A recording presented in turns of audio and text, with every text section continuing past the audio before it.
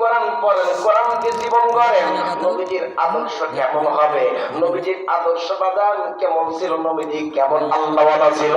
কেমন নবী আমরা পাইছি বাদান, এমন একটা নবী পাইছি। এই নবীকে কাল কিয়ামতের ময়দানে আমার আল্লাহ রাব্বুল আলামিন জান্নাতে যাওয়ার জন্য যখন অনুমতি দিবেন, নবী আমার ডাকতে বলবেন, না আমি একা একা আসি নাই, আমার উম্মতদেরকে ছাড়া আমি আজকে জান্নাতে যাব না, আমি আমার উম্মতদেরকে ছাড়া আমি কখনো জান্নাতে যেতে পারবো না, না না না না,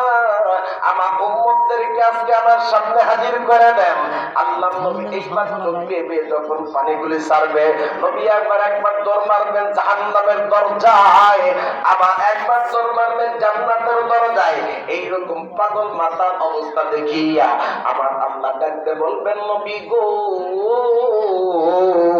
আপনি